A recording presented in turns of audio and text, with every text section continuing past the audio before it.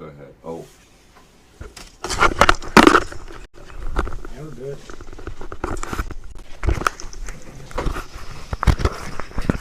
Hey Don, how we doing? Good. I still can't hear him. Stand by.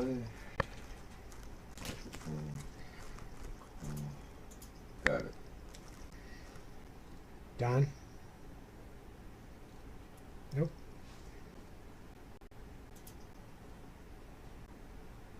Yeah. Can you hear me, Rick? I can now, sir. Okay, perfect. All right, awesome. Good afternoon, everybody. Rick Mertel and Don Rice here with Synergy Financial Partners, Veteran Entrepreneur Training System. It's great to be here again. This is episode number 5. As we said before, education is kind of the key in making good decisions for financial or otherwise. And today we're going to be sharing how we start the education process.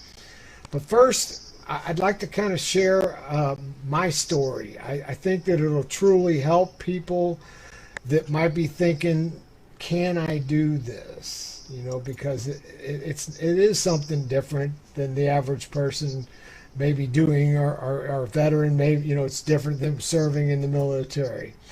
So just a little bit of background on me. I'm from St. Louis, Missouri, born and raised. I went to high school, Rittner High School.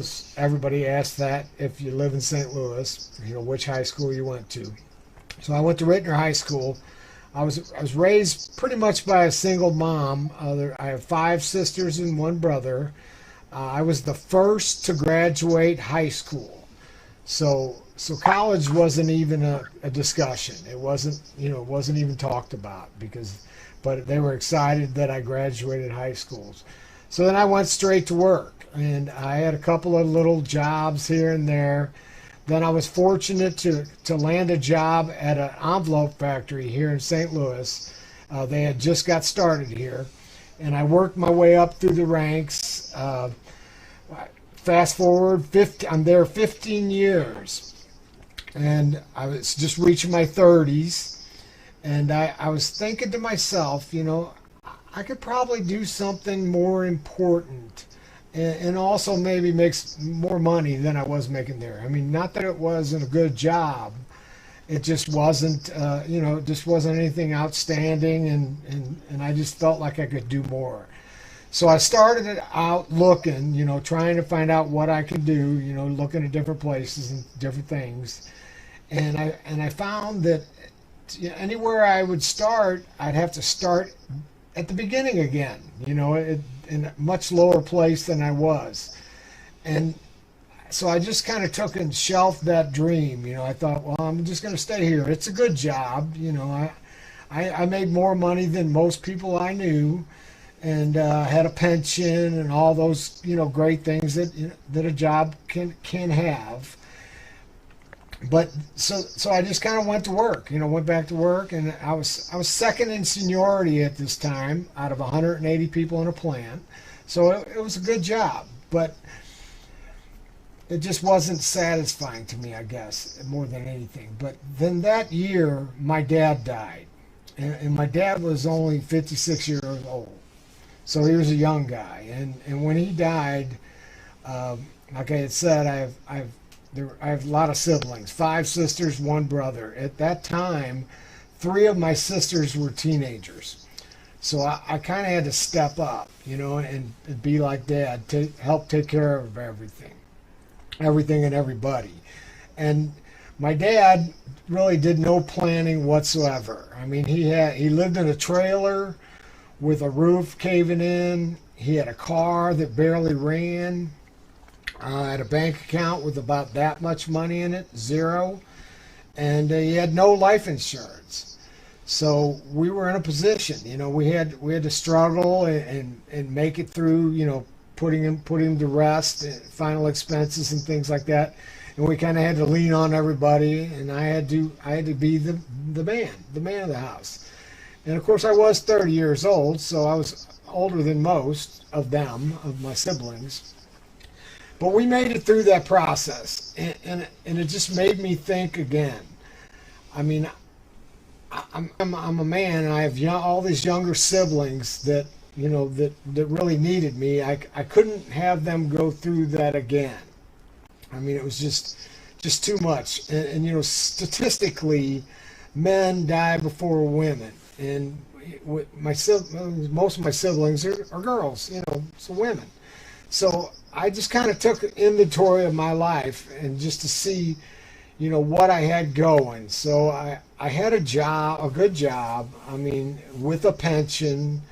I was good at saving money. I bought a house when I was 22 years old. So I did a lot of things right. But the only life insurance I had was what they offered through my job. And I knew, having just gone through that was not enough, and it was not enough to do a whole lot. So I was fortunate. I found a friend of mine who was in the business, in the industry, financial services, and got him to come out to my house, and we had a discussion, and thank God for him.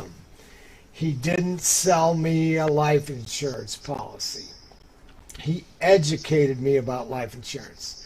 He told me all the things that it does and can do for you beyond just a death benefit. I mean, and most people probably only know that it's a death benefit, and that is one of the main purposes of it, to take care of other people, but it does so many different things. And when we were done talking, I slid this friend of mine a check across the table, as big a check as I could write. And when he took the check, and he's a friend of mine, so I asked him, I said, "How much money did you just make?" And when he told me, my jaw hit the table, and a light bulb went off into my head. I'm like, it takes me a week, 50 to 60 hours to make that much money. Can you teach me how to do this? And he asked me, he's a friend of mine, and smart aleck a little bit, and he said, "Can you teach me how to run a printing press?" I told him, I said, "I can teach a monkey how to run a printing press. I've been doing this for at that time 15 years. I said, I do it every day. He said, "Well, yeah, I can teach you how to do this." And I said, "When do we start?" He said, we just did. We just started. So I went through the process of starting to learn the business. You have to get some licenses and things. And at that time, I had to get a securities license also. So I went to start studying and things. And now, mind you, I graduated high school. And so that had been probably 18 years prior. And that was the last time I'd read a book, besides possibly Muscle and Fitness magazine, because I was into fitness. But that's not a book, right?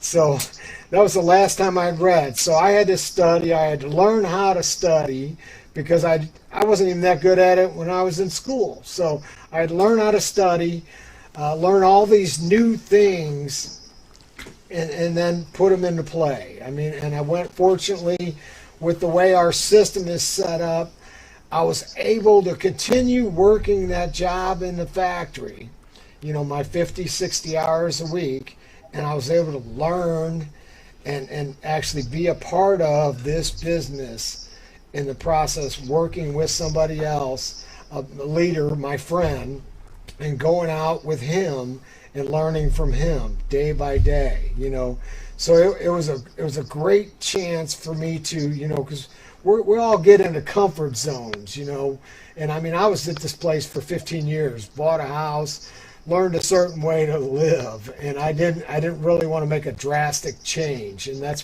pretty normal, I think.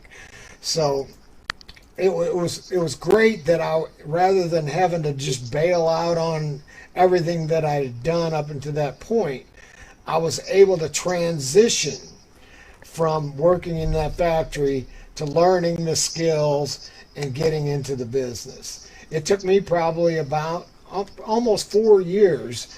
I mean, I was making as much money within the first year in my 10 hours a week versus my 50, 60, but I still wasn't comfortable to make that leap. And when I made the leap, that's been 25 years ago now. So it's really a great thing, and I'm so thankful for my friend who had introduced me to the business and helped me get to where I am today. And I've been doing a lot of reading lately, and I read recently that this year in 2021 there's going to be over 200,000 military personnel transitioning into civilian life. And what an opportunity for somebody to be able to even grab a hold of something like this even before they make that transition, and start learning, start building a business, and get that going for them now. And Don, I think probably I would like to start today with, we got a little short video. If I can get Scott to pull it up, it's just kind of the rule of 72. I think Don spoke about it on an episode or two ago, but it's a real simple video, just a visual. Some people learn differently than others, and it's a visual on the rule of 72. If Scott, could you pull that up for us, please? Smart. Enough. So you put your money into an account that gains compound interest. So how long does it take for your money to double in that account? Well, to find this out, you need two things: your balance and your interest rate. Now, like most things, there's an easy way to find your answer and a hard way. The hard way involves taking the logarithm base 10 of 2 as in 2 times our balance, over the logarithm base 10 of 1 plus our interest rate. Since most of us don't have bionic brains, we can't really do this math in our heads. But our friend Larry is here, and he's going to give it his best shot. We'll get back to him later. Luckily, there's a simple way to approximate how long it takes for your money to double in a compound interest account. It's called the Rule of 72. How does it work? It's surprisingly simple. All you do is take the number 72 and divide it by your interest rate. That's it. It's that easy. The number you get equals the number of years it's going to take to double your money. So let's try it out. Say you have $5,000 in your account earning 4% interest. Now take that magical number 72, take your interest rate of 4%, pull out your phone, text your second grade cousin and ask him how many times 4 goes into 72. He's a bright kid, so he'll tell you the answer is 18. And you'll tell him that he just helped you learn that it will take 18 years for your initial $5,000 to double into $10,000. Let's check in on Larry. That's very nice, Larry. Luckily, with the Rule of 72, there's no need to ever use the hard way. Using the Rule of 72, we can easily see how small changes in interest rate can make a huge difference in our earning potential. A 29-year-old earning 4% compounding interest can expect his account to double twice by the time he's 65. At 8%, it doubles 4 times. At 12%, it doubles 8 times. So by doubling your interest rate from 4% to 8%, you actually quadruple your money. And by tripling your rate from 4% to 12%, you 16-tuple your money. Is that a word? It is now. Interest rates matter. The Rule of 72 helps us understand just how much they matter. So how many doubling periods does your nest egg have before you retire? Now you know the easy way to find out. Pretty simple, informative video. Don, can you take over from here? We're going to Don's going to kind of walk you through a process that we take people through to start the education process. We call it a financial blueprint. Yeah, absolutely, Rick. And we actually just had one of these last night when we do our Wealth 101 workshops here at Synergy. So we do these over Zoom, and it's actually a great entry point for people that are in the veterans, in the VETS program. What you actually do is you invite people to these different workshops, and we put them through the different, how money works, how to get your financial house in order. And I'll kind of go through those a little bit right now. Of course, the workshop itself, we have this broken into 2 parts. We have Wealth 101, and then we have Wealth 201. Wealth 101 goes through the first 3 steps, so proper protection, emergency funds, saving for retirement, all of that sort of stuff. And then part Wealth 201 goes through eliminating debt, increasing cash flow, and estate preservation. Okay, so what we cover in when we're going through step 1, ensuring proper protection. While you may not retire tomorrow, heaven forbid something bad happens to you, your insurances are for. And for your financial house to be in proper order, you have to have the protection of insurances. It should be the bottom, the starting point of any financial plan. So when we talk about that, we talk about health insurance and your homeowner's insurance, your car insurance, and your life insurance, and different things that you should have insured to make sure you're taken care of in case something bad were to happen. Number 2, we talk about emergency funds. So with that, we talk about how much money you should technically have in a traditional bank. Keep in mind, the bank is there to make money for who? They're there to make money for the bank. So there's only a certain amount of money you should have there because you do need some liquidity. You need to be able to get the money in case you lost your job, you need to fix your car, that kind of stuff. And that's usually 3 to 6 months of your income, depending on your current situation. So anything above and beyond that should be over in number 3. And number 3 is saving for retirement. And what that means is you should have all the rest of your money working for you. And a lot of traditional financial advisors are just going to tell you 401ks, IRAs, Roth, things like that. But here at Synergy, we educate on all types of ways for you to put money aside for retirement. And it could be things that you're not even thinking about: personal pension planning, alternative investments, real estate investing, business investing, entrepreneurship, of course. That's one of the big things we're talking about in the VETS program. So lots of different places for you to put money, and we educate on all of that. Number 4, eliminating debt. You have to understand that there's good debt and bad debt. You want to get rid of all of your bad debt. Those are liabilities to you. That means it pulls money out of your pocket. You're paying interest to someone else. And you want to collect all the good debt you can, because you can make a lot of money with good debt. Those are assets. It means it's putting money into your pocket. An example might be if you could get a foreclosure for, say, $500 a month, but you could rent it for $1,000 a month. All right, so that's $500 a month positive cash flow into your pocket. You want all that debt you can possibly get. So we coach on stuff like that. Number 5, increasing cash flow. There's 2 ways for you to increase your cash flow. You either make more money or you pay less in taxes.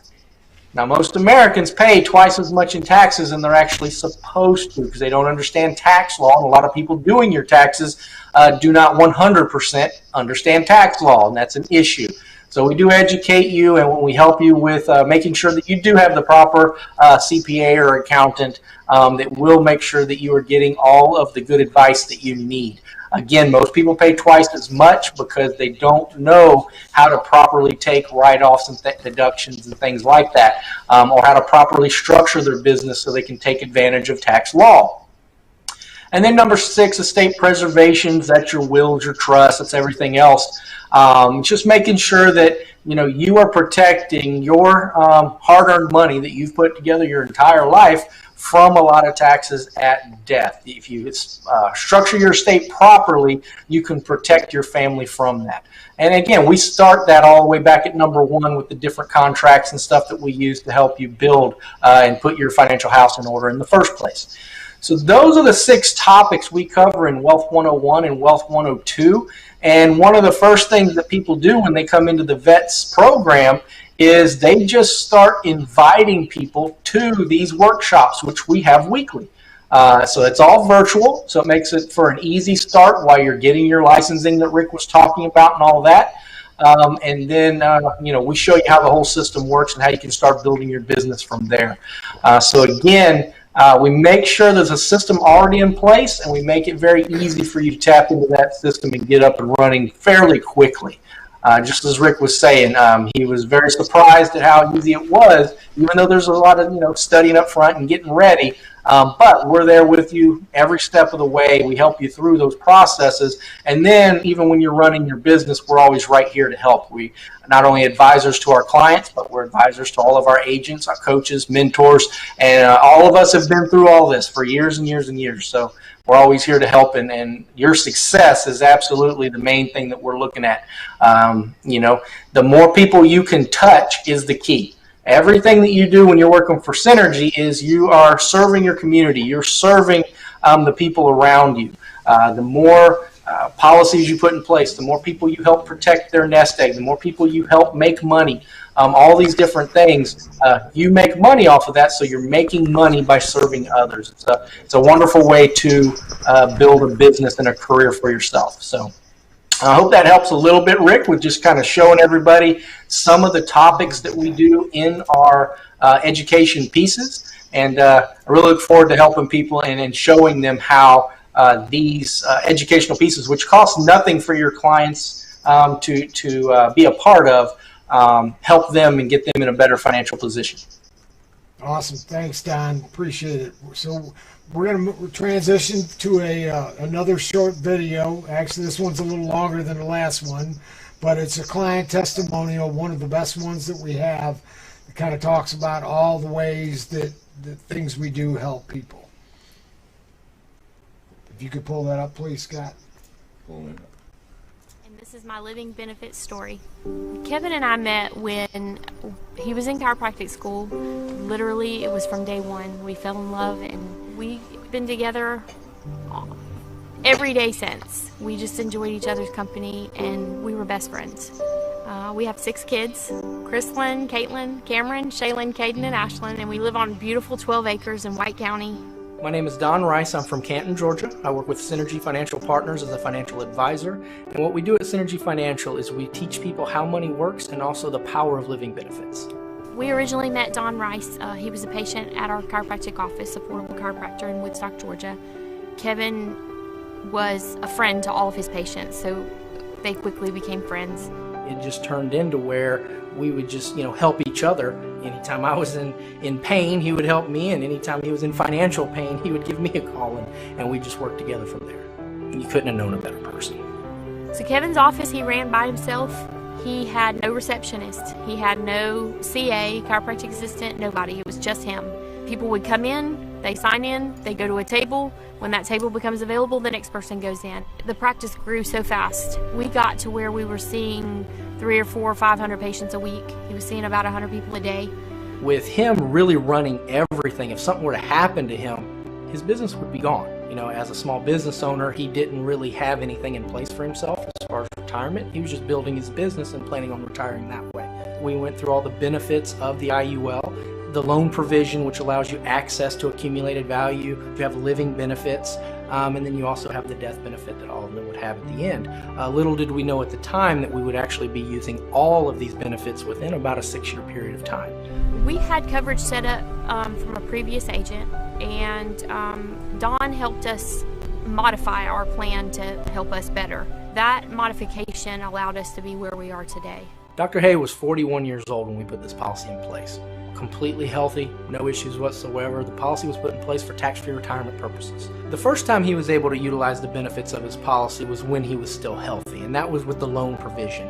He had accumulated enough money into his policy over the first few years that he was able to actually buy his office building.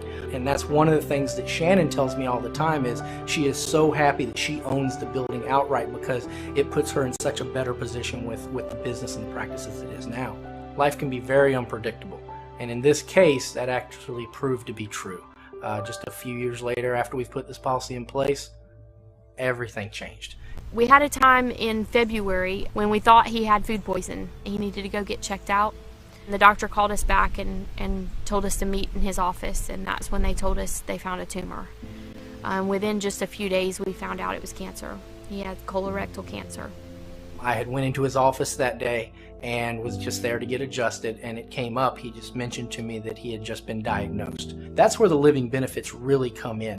The fact that he had that critical illness rider, and when he was diagnosed with cancer, we were able to accelerate that death benefit and actually put over $600,000 worth of living benefit in his hand as peace of mind. I asked him to stop working. Our main focus was him healing during that time. We were able to hire a chiropractor to come in the office.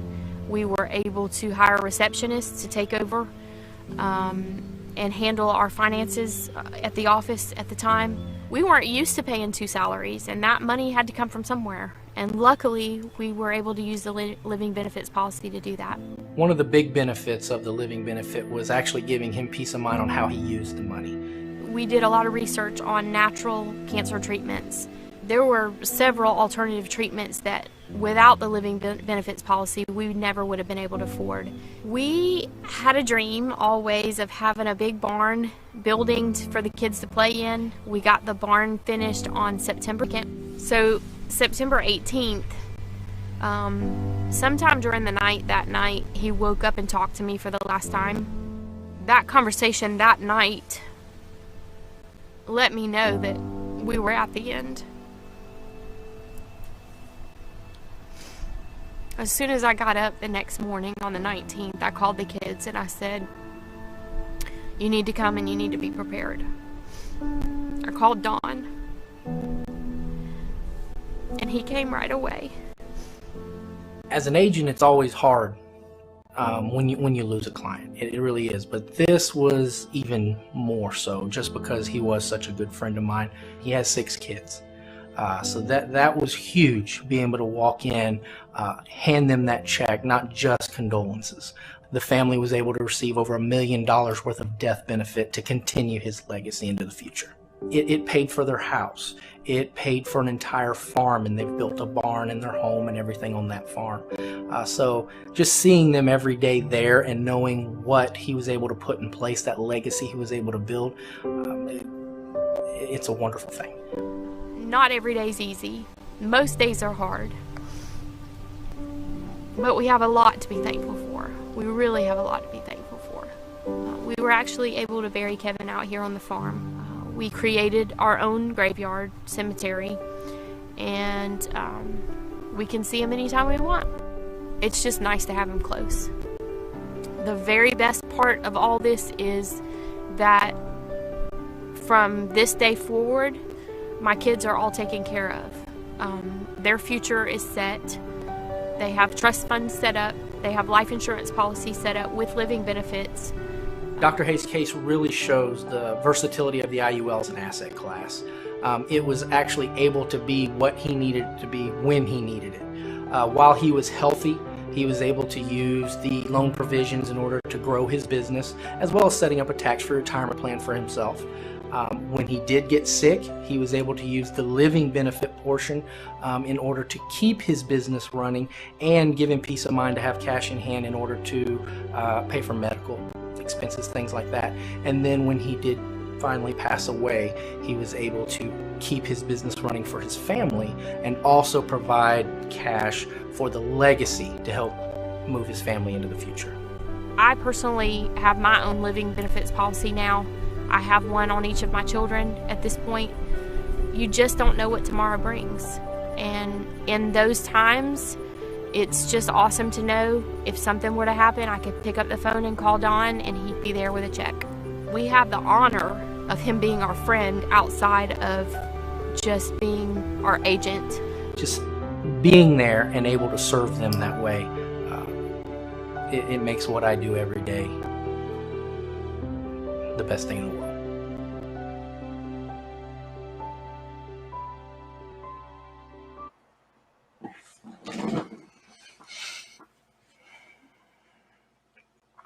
Today, but we need to let people know how they can reach us, because we definitely want to get some people up and running with us and building their businesses and helping them in any way we can. So, Don, you want to talk about your contact information about the Wealth 101 and yourself? Yeah, absolutely, Rick. And again, those kind of stories, that's what we're talking about: serving your community, serving the people that you love, the people you know, and building your business and helping your family along the way. It's a great way to have a career when you're helping others. You can contact me at drice@synergyfinancial.com. Get more information about the VETS system. You can contact Rick as well. Anything that you need as far as information, let us know. You can always go to our website, synergyfinancial.com.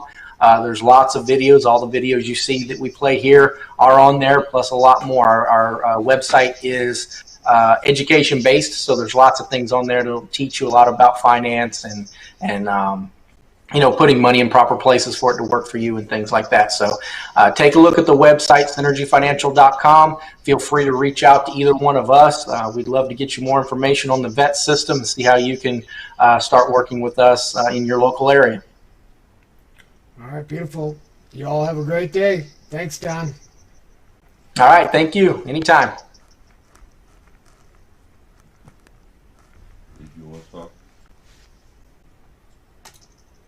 Did you want to say anything else? No. Did you want to say anything else? Nope.